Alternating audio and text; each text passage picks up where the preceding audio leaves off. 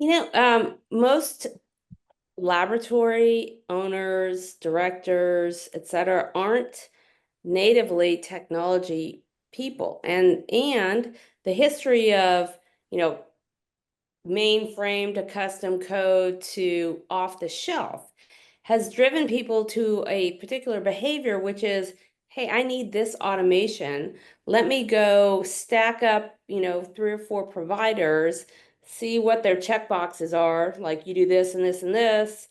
Well, how much is it per seat or per test?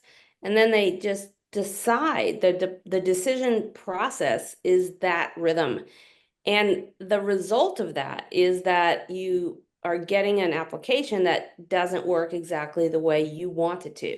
So there's always that last mile of functionality, and people then start to grow the spreadsheet department to sort of accommodate that last mile. And then the spreadsheet department becomes more popular than this application you've invested in. And then you've got both the expense of the application and the spreadsheet department, and you think there must be a better way. So we get a lot, I call them boomerangs, a lot of people that we talk to, and then they go down the packaged product path, and then a year and a half later, they come back because it didn't work. And I don't, it's not like the I told you so thing. I understand it. It's the way people are used to making decisions. And our job is to say, like, hey, if you're gonna pick people to trust, why not trust lab software experts and a low-code platform with lab expertise to be your team to take you to the promised land of AI-infused analytics and workflows